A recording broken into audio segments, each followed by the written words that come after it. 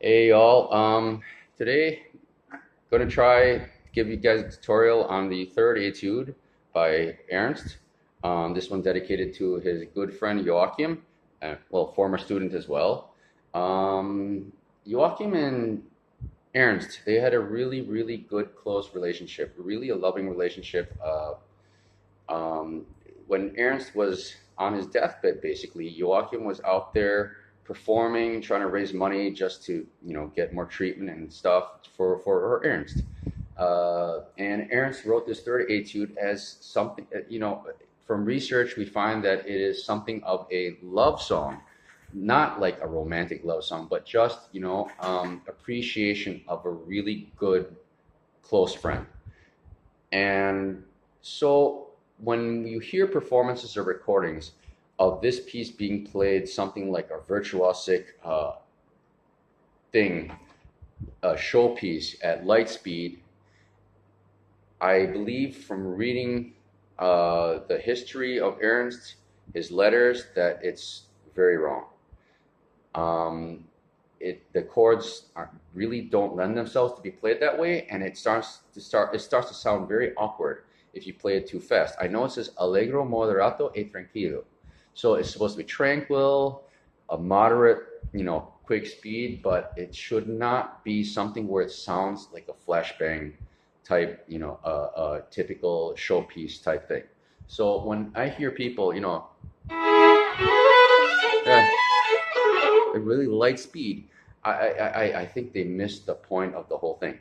It really is supposed to be a polyphonic, lovely story, uh, or a dedicated thing to a good friend.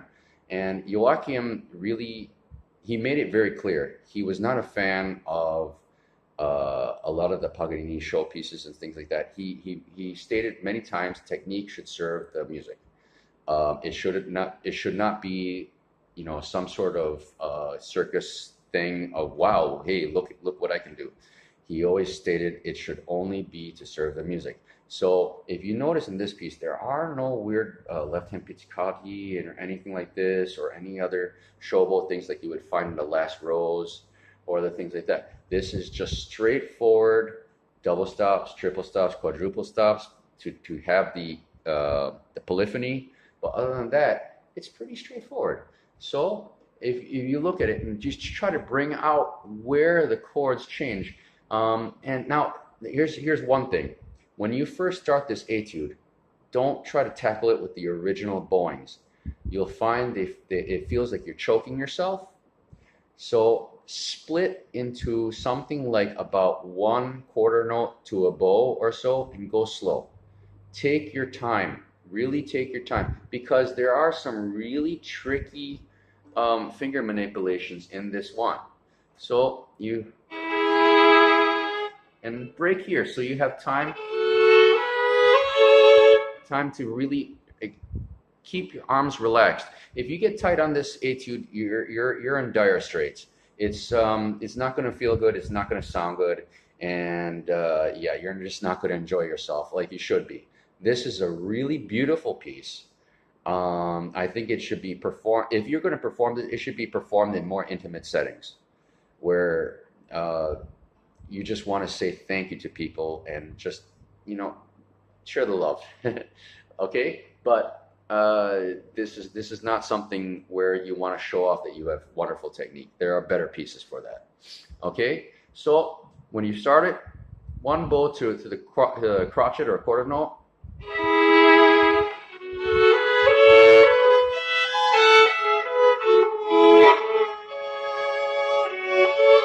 And so on and so forth.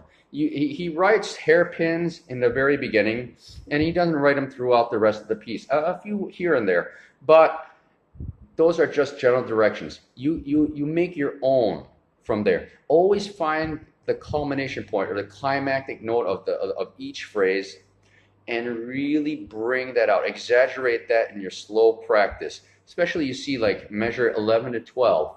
When you see that forte piano, the crescendo to the forte piano, really let that just roll on out. The piece starts to play itself. Measure 11.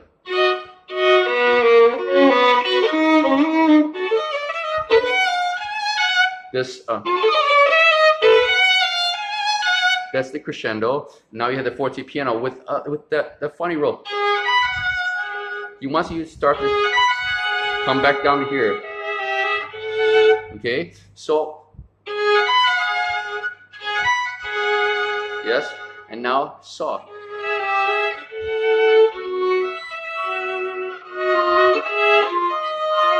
Yeah, and really try to have a really tender touch to this.